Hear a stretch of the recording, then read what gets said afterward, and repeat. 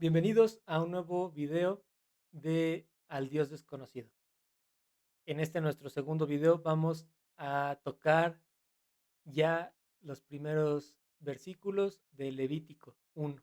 Y espero en Dios que después de meditarlo y reflexionar con el Espíritu en sus casas, puedan dimensionar cómo Dios ha tenido a bien mostrarnos a nosotros la cruz de Cristo en Levítico. Creo fielmente que si no analizamos la ley, no podemos dimensionar el pecado del cual Dios nos libró. Verán, todos éramos culpables de todo el pecado. No podíamos librarnos de ningún pecado.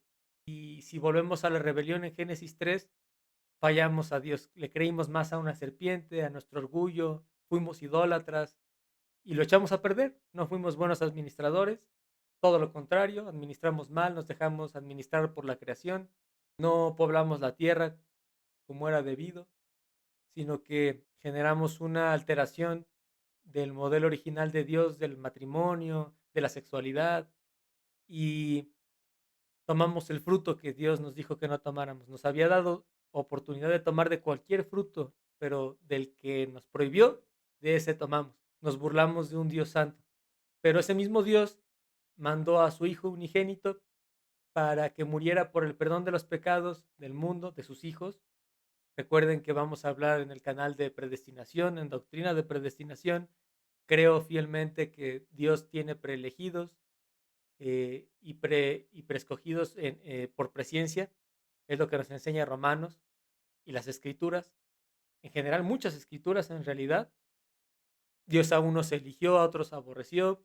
Recuerden que acá hablamos solo de Biblia en el espíritu, así que lo que enseña la Biblia es lo que vamos a intentar explicar en estos videos y en Levítico, pero hablando, por ejemplo, de doctrina de gracia y predestinación, vaya que sí nos enseñan las escrituras que somos salvos por gracia porque estábamos muertos en pecado, no podíamos acceder a Dios aunque pensemos que lo pudiéramos llegar a haber intentado. Romanos nos dice, no podíamos ni queríamos hacerlo porque estábamos muertos en pecado y no tenemos excusa. Todos éramos rebeldes contra el Señor y no podíamos ni queríamos acercarnos a Dios.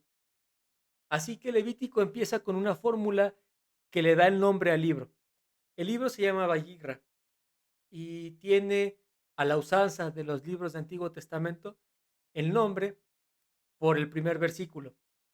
El primer versículo comienza con y llamando Jehová a Moisés, lo que quiere decir que el Valligra es y él llamó.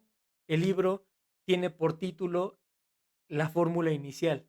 Y la fórmula inicial es muy compleja de analizarse, pero de mucha bendición porque vemos a Cristo desde el primer bloque del libro, en los primeros versículos y en el primer capítulo. Entonces, y él llamó, o y Jehová llamó a Moisés, implica algo. Decíamos en otro video, y es la continuación del Éxodo, pero también de Génesis. Recuerden que es un Pentateuco o un Hexateuco, en el que Levítico es el corazón del complejo de libros del Pentateuco. Entonces, el Levítico continúa sobre la base de Éxodo, de la liberación, y sobre Génesis, sobre la caída. Decíamos, si hay una buena nueva, un evangelio, es porque de algo nos tuvo que haber rescatado Dios, de la muerte. Y para que hubiera muerte hubo pecado. Y para que hubiera pecado, pecamos sobre la ley de Dios. Había obediencia o desobediencia. Elegimos desobediencia. Quiere decir que primero hubo amor de Dios para crearnos, nos mostró su justicia, puso sus condiciones. En cuanto a obediencia y desobediencia por amor, fallamos, generamos pecado, hubo muerte, pago del pecado es la muerte. Y con ello, Dios nos sacó de Edén, puso querubines, no podíamos acceder al árbol de la vida, no podemos acceder a Cristo o al Padre si Él no nos acerca a sí mismo. A partir de ahí, todo ha sido una cadena de que nosotros generamos el pecado y la maldición que Dios puso sobre la creación es nuestra culpa por malos administradores, por creerle más a una serpiente y por tomar un fruto que no debíamos tomar. Así que en Éxodo realmente tenemos que poner en perspectiva de qué nos salvó Dios. A ellos en ese punto de la historia los salvó de Egipto, de una esclavitud física literal. pero el contexto, como decíamos, del espíritu en la ley es que Dios nos ha salvado a sí mismo de la esclavitud del pecado. Y eso es una idea clásica. Analizar Éxodo como nuestra esclavitud del pecado en Egipto y que Dios nos liberó de la esclavitud del pecado y todas las analogías hermosas que tiene Éxodo. Pero ese es el inicio del camino, porque eso es salvación, ¿verdad? Eso es Romanos 8. Pero Dios nos tuvo que haber salvado de algo. ¿De qué? De la muerte. Y la muerte como tal, en ese punto sí se entendía en Egipto, pero en nuestro trasfondo espiritual y el de toda la humanidad, la muerte llega, como dice Eclesiastés, tanto a ricos como a pobres, y es consecuencia de nuestro pecado.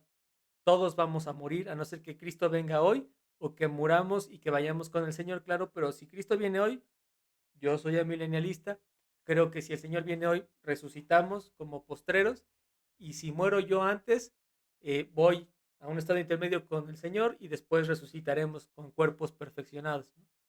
Como nos enseñan, por ejemplo, más Pablo en las cartas paulinas. Pero la cuestión es que vamos a morir y eso traduce el pecado. No podemos librarnos de la muerte. Teníamos una muerte espiritual, pero en físico vamos a morir. He visto pacientes que mueren, no se libran de la muerte. Y el dinero no libra de la muerte, tampoco la etnia, tampoco la edad. Todos estamos destinados a morir porque todos pecamos contra el Señor, porque nuestra naturaleza es pecaminosa. Así que el Señor es fiel, el Señor es inmutable. Y Él dijo que el pago del pecado es la muerte. Entonces vamos a morir, pero libramos la muerte espiritual porque Jesús la pagó por nosotros, ¿verdad? Mejor dicho, Él nos libró de la muerte espiritual. Si entendemos Éxodo así, veremos que Éxodo, para nosotros y espiritualmente hablando, es la salvación, pero para entender de qué nos salvó Dios, tenemos que entender cómo le fallamos a Dios. El pecado sobre qué generó la muerte, sobre la ley de Dios. ¿Cuál ley? Una protoley que está en Génesis, un mandamiento, o si lo quieren completar, hasta tres. Las bendiciones de Dios, como la fórmula profética, bendiciones y ayes. Bendiciones, administra la tierra y te va a dar fruto, multiplica la tierra y no tomes el fruto prohibido. De todos los demás árboles sí, pero de uno no. Podrían verse como dos mandamientos positivos y de bendición y un mandamiento pues de restricción o punitivo, un condicionante. Ya sea que lo veamos así o con solo un mandamiento, era una protoley, más allá de la ley inscrita del corazón, la ley natural que Dios puso en nosotros, y fallamos. Entonces desde ahí empezó toda la rebelión y desde ahí tenemos que tener una buena nueva. Por eso hay un protoevangelio que Jesús pisaría la cabeza de la serpiente y moriría como consecuencia, pero resucitaría. Entonces, tenemos ya un castigo por el pecado y tenemos algo de lo que Dios debe salvarnos, sin lo cual estaríamos condenados a una muerte eterna, lejos de Dios, separados en una muerte espiritual que es el infierno. Ahora, desde ahí entendemos que era necesaria la salvación. ¿Esta ley que está en Levítico nos enseña la misma justicia de Dios? Sí, Dios no cambia. Para lo que Dios es bueno siempre va a ser bueno y para lo que Dios es malo siempre va a ser malo. Dios es santo. Así que la misma justicia que estaba en el mandamiento en Génesis es la misma justicia que está en el mandamiento, en los mandamientos en Levítico, en Números, en Deuteronomio y en todas las escrituras. Es la misma justicia de Dios y es el mismo pecado que transgredimos contra la justicia el que nos lleva a una muerte. En Cristo tenemos la salvación por gracia, porque fuimos muertos y resucitados con Él y nos bautizó con su Espíritu y ahora Él nos permite meditar las Escrituras y obedecerlo con fe y tener el fruto del Espíritu. Pero sin Cristo no hubiéramos podido superar la tentación más allá de lo que no lo pudo superar Eva. La palabra de Dios superó la tentación con la palabra de Dios en el desierto, en el Evangelio. No la superó con portentosidad, a pesar de que Jesús siempre ha sido majestuoso porque siempre ha sido Dios, como hijo de Dios, recuerden que somos trinitarios, pero siempre ha sido la segunda persona de la Trinidad, Él soportó la tentación con la palabra de Dios, que si bien es el mismo y Él es el verbo, pero Él la soportó con la misma escritura que nos ha dado a nosotros. Así que la justicia de Dios no cambia entre épocas, es la misma en Génesis que en este caso en Levítico, que en los Evangelios, que hoy con nosotros. Y a la vez la respuesta es la misma. ¿Cómo podemos acceder a Dios? ¿A través de sabiduría? No. ¿A través de torres altas como en Babel? No. a través de montes altos, como los idolátricos en Canaán o en Grecia, no. ¿Podemos acceder al trono de la gracia por méritos? No. ¿Podemos resistir a la serpiente por nosotros mismos? No, no pudimos. ¿Cómo podemos hacerlo? Por Cristo. Pero para conocer a Cristo está la base de la justicia de Dios, que es la ley. Así que Levítico 1 nos enseña a Cristo y su gracia. La ley nos enseña la gracia de Dios, porque nos enseña de qué nos rescató Dios y a la vez con ella podemos amar a Dios sobre todas las cosas y al prójimo secundariamente, ¿no? De la forma en que Dios nos ha enseñado. Entonces, llamando Jehová a Moisés, nos habla de que había un problema anterior, el libro está vinculado con Éxodo, y va a haber una continuación para decir, bueno, ya saliste de Egipto, ahora ¿qué sigue? Llegar a Canaán, pero en Canaán iba a haber reglas de una tierra que Dios iba a ser santa, de un pueblo que Dios iba a ser santo, de animales de un pueblo donde Dios iba a ser santo los animales, donde Dios iba a santificar un tabernáculo, donde Dios iba a santificar toda la tierra, pero implicaban reglas, porque el rey tiene reglas.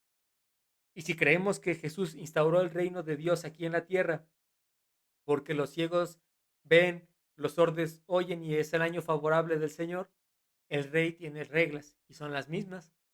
Dios no derogó la ley, Dios cumplió la ley y ahora nosotros como sus hijos nos hace cumplir la ley porque somos como Cristo y Cristo nunca desobedeció al Padre, nunca pecó, respondía bien por mal y somos como Cristo, no somos Cristo, ese es el error del idólatra, de Satanás, los demonios y de los hijos del pecado, que quererse poner a la altura del Altísimo, sino que somos como Cristo, porque Cristo nos ha hecho como Él, gracias al Espíritu Santo que nos hace más a la altura del varón perfecto. Así que Jesús nos acercó al Padre. Nosotros no nos acercamos a Dios.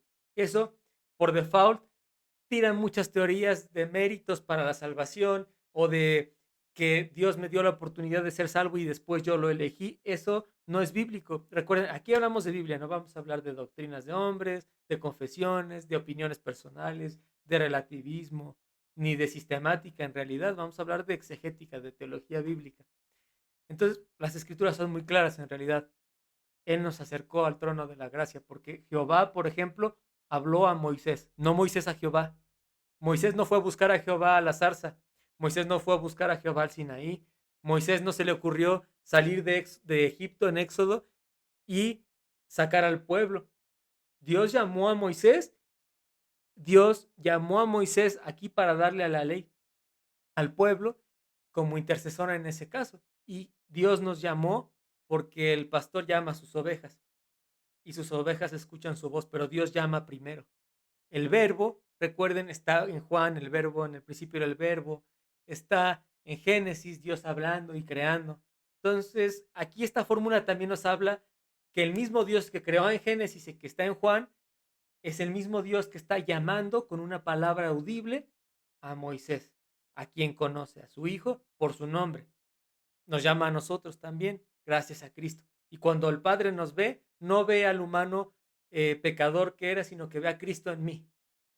Pero Cristo era perfecto, Él era manso, Él era amor, Él era santo. El Espíritu nos hace crecer a eso con las Escrituras, para amor al Padre y al prójimo. Entonces, un Dios santo, el único Dios verdadero, nos llama o llamó a Moisés.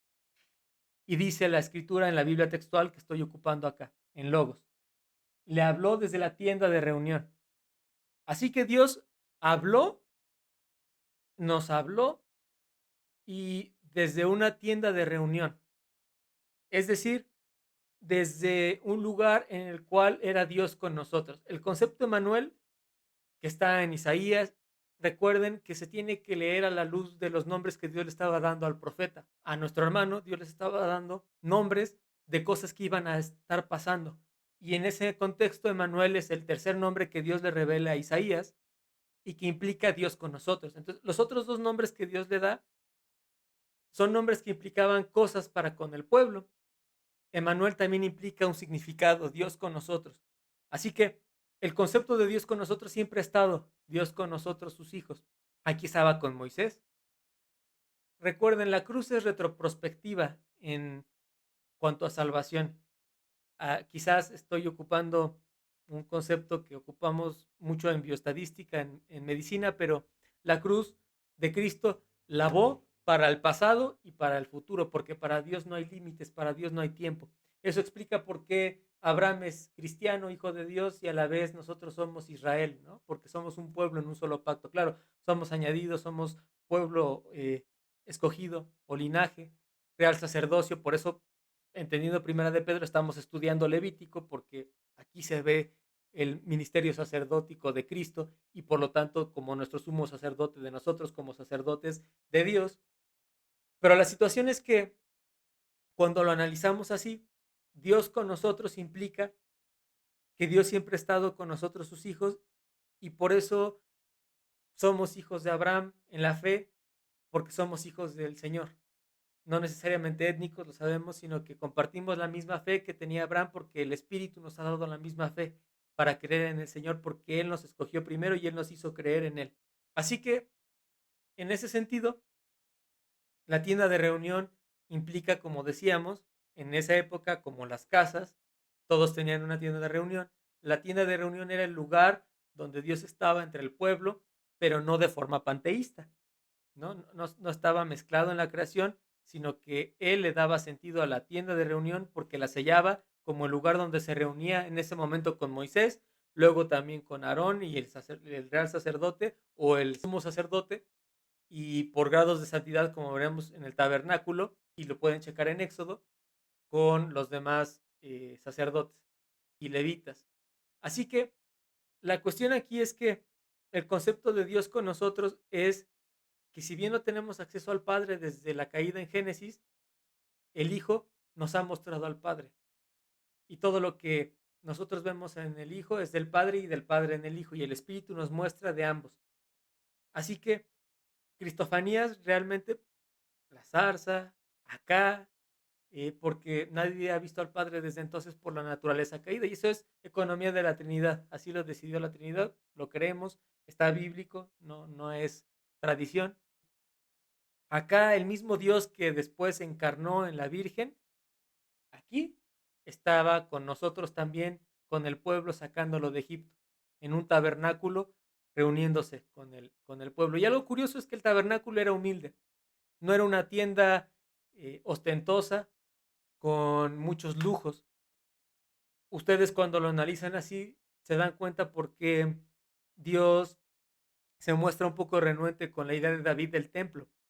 Y cuando vemos la construcción del templo con Salomón, del primer templo, vemos que ya hay cosas que Salomón agregó, que habla más de la magnificencia del pueblo y sí de Dios, pero en realidad Dios le dijo a David: yo siempre viví entre ustedes en un tabernáculo y no les pedí ninguna casa en especial porque la tierra es estrado de los pies del Señor. En otros pasajes Dios dice que si Dios quisiera comer de los sacrificios, podría elegir el animal que quisiera. Ni siquiera es el sentido que Dios tenga que comer, pero nos sentimos tan importantes e indispensables con Dios que a veces le dábamos sacrificios a Dios, ellos y nosotros, por obligación, por quedar bien con Dios, por muchas razones, menos por adorar a Dios con obediencia. Y Dios dice: no necesito tus animales, realmente si yo quisiera comerlos para que como que me convencieras como ídolos, podría elegir el que quisiera, pero no lo hago. Es lo que dice Dios. Así que el tabernáculo nos recuerda, por ejemplo, Jesús nació en Belén. No nació en una ciudad portentosa, nació en la ciudad donde nació David como pastor, no como terminó siendo rey en Jerusalén. El tabernáculo nos enseña eso. Era difícil que el tabernáculo se adorara, pero el templo sí se terminó adorando porque era magnificente. El segundo y tercer templo ya no tenían el arca, ya no había sello de Dios y presencia de Dios en ese contexto. Por lo tanto, era un edificio hueco. Igual hoy, muchas congregaciones. En realidad, todos los edificios congregacionales no significan nada sin Cristo. Y no es el sentido de que le pongamos un eslogan de Cristo, una calcomanía, una cruz, que cantemos canciones cristianas. Inclusive no es el sentido que demos predicación expositiva, la cena del Señor, etcétera. No es el ritualismo el que sella el lugar, sino que es el Espíritu Santo en nosotros como hijos de Dios el que nos hace pequeñas rocas para formar el templo que es Cristo y Cristo a nuestra cabeza. El templo del Señor es Cristo. Así que no habría razón para pensar que si en ese momento Dios tabernaculó con el pueblo, pero era un sentido que Dios sellaba el tabernáculo, luego el templo, pero que ni el tabernáculo ni el templo como edificios eran lo que daban la santidad de Dios, sino que Dios le daba santidad a lo que Él le daba santidad y sentido. No podríamos pensar hoy que un edificio de iglesia es santo por ser edificio de iglesia, de ninguna forma, ni tampoco la congregación. No por juntarnos entre personas cristianas estamos siendo santos, porque entonces diríamos que nosotros somos el templo. Nosotros no somos el templo, nosotros somos parte del templo que es Cristo porque el Espíritu vive en nosotros. Quien le da sentido al templo es Cristo por el Espíritu que puso en nosotros al bautizarnos y el Espíritu también es Dios, tercera persona de la Trinidad. Cuando se trataba de un tabernáculo difícilmente lo idolatraron, aunque sí terminaron idolatrando montes, ¿verdad? Y terminaron idolatrando el templo. Y nosotros, muchos, en alguna época idolatramos cosas, nosotros mismos, nuestro orgullo, muchos idolatran sus edificios, sus congregaciones, sus ministerios, sus trabajos, pero entender que Dios es Dios de las cosas grandes y pequeñas, Dios del Leviatán y Dios de la hormiga, es que Dios estaba con nosotros aún en un tabernáculo y no necesitaba un edificio increíble para estar con nosotros, porque el Señor es dueño de la creación. Así que hoy es el mismo Dios. Cristo ya nació, vivió, padeció, varón de dolores, estado de humillación de Cristo, murió en una cruz, lo matamos, resucitó, ascendió y está glorificado. Ese mismo Cristo nos ha dado la salvación y Jesús murió sin nada, sin ninguna posesión en la cruz. Hasta sus ropas las echamos por suerte, su túnica, y murió sin nada, el Señor de todo. Es el Dios de los tabernáculos, más que el Dios de los edificios increíbles, de las torres de Babel idolátricas, de las macroiglesias. Dios es el Dios de los tabernáculos, el Dios que vive en el corazón sellado, circuncidado por el Espíritu. No quiere decir que esté mal tener un lugar cómodo, pero el lugar no le da el sentido al Señor. Somos santos porque Jesús nos lavó con su sangre, porque Él vino a vivir con nosotros como Emanuel para morir por nosotros y nos selló con su espíritu para adorar al Padre con las escrituras en nuestro hogar, en la calle, en el templo o en sus congregaciones, en el trabajo, porque el Señor es el que da la santidad, no nosotros. Eso lo vemos ya desde Levítico. Y para concluir hoy, también podemos ver qué dicen las escrituras. Habla a los hijos de Israel y diles, cuando alguno de vosotros traiga una ofrenda a Jehová, ofreceréis vuestra víctima de animales del ganado o del rebaño. Aquí marqué la palabra cuando, porque no dice sí, el condicional no es sí, es cuando. Así que Dios está diciendo, cuando traigas ofrenda. Dios está diciendo que vas a traer ofrenda por muchas razones. En este caso era holocausto. Y holocausto implica quemar para generar un aroma. Había dos lugares santísimos en el tabernáculo. Donde estaba el arca, lugar inaccesible solo para el sumo sacerdote y en el día de la expiación, donde Dios llenó con la Shekinah cuando estuvo grato, cuando se hizo el templo, y el altar del holocausto, porque siempre estaba quemando y consumiendo el pecado y purificando. Entonces, dos lugares santísimos. El holocausto implicaba fuego. El fuego purificador de Dios purifica el pecado y a nosotros nos hace santos el Espíritu, pero al pecador lo lleva a una condenación eterna en un suplicio que se conoce como infierno en un futuro. Así que es la misma santidad de Dios, pero si la quebramos, sin Cristo como nuestro abogado defensor, habría infierno. Pero si Cristo está como nuestro abogado defensor por gracia, hay salvación y es el mismo fuego, es la misma ley con la que Dios juzga. Por eso Cristo dice, yo no los estoy juzgando cuando vino la primera vez.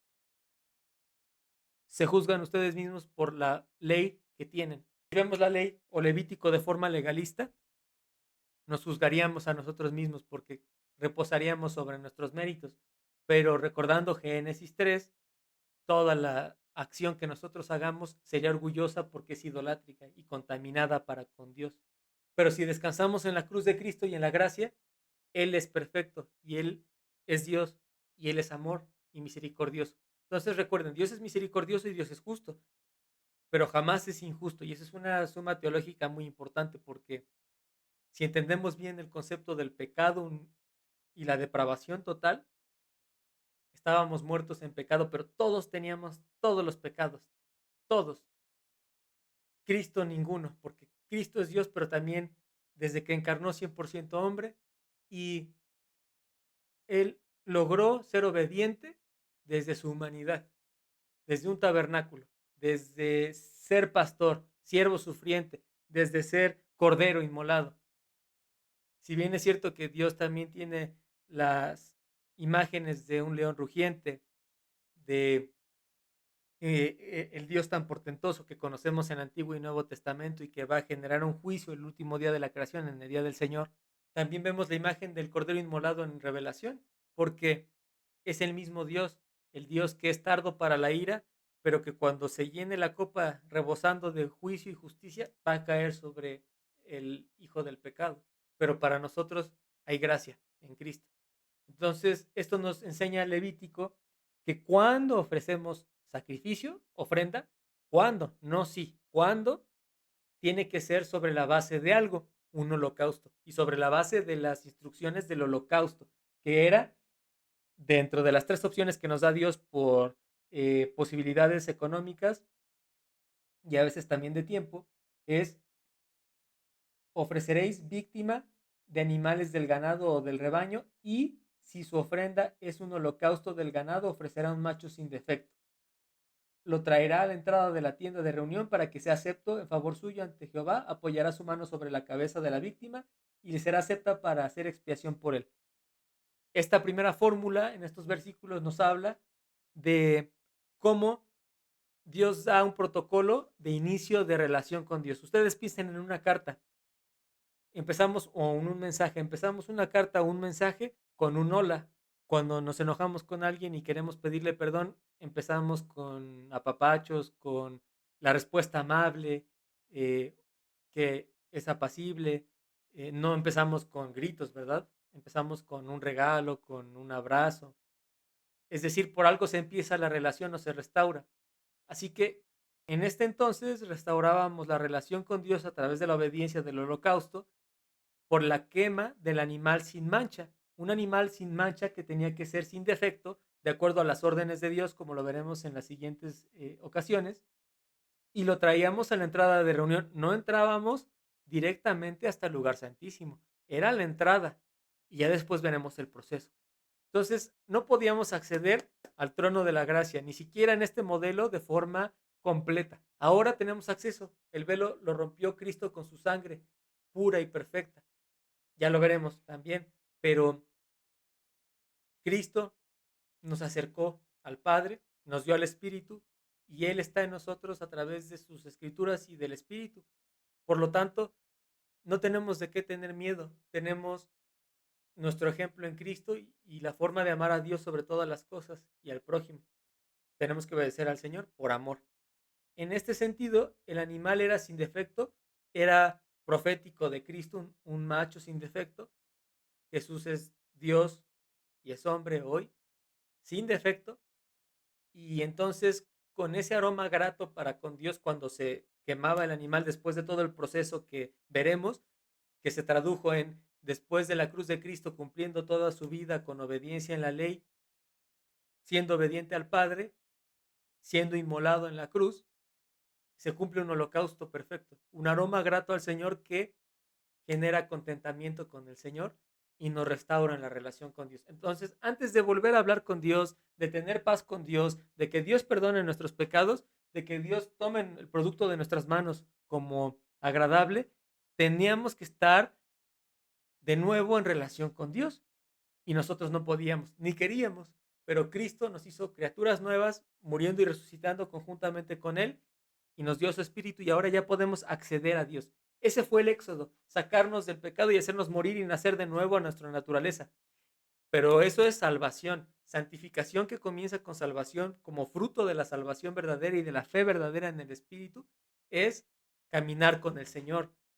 La misma ley que nos juzgaba ahora es nuestra guía para amar al Señor, no legalistamente, sino con gracia, por amor al Señor, entendiendo el Espíritu dentro de todos los pasajes del Señor y las ordenanzas, no volteando la mirada ante ninguna ordenanza, sino queriendo obedecer al Señor hoy en el marco espiritual de lo que nos enseña Cristo, por ejemplo, en el Sermón del Monte, y sobre todo hoy el Espíritu Santo para entender al Espíritu en las Escrituras y a Cristo a través de ellas. Así que lo que nos enseña el primer bloque de estos versículos de Levítico es: Dios nos llamó, Dios nos acercó, la salvación es por gracia, Dios llama a sus hijos, Él vino a vivir entre nosotros, Emmanuel, Cristo vino por nosotros, por sus ovejas, ninguna la pierde.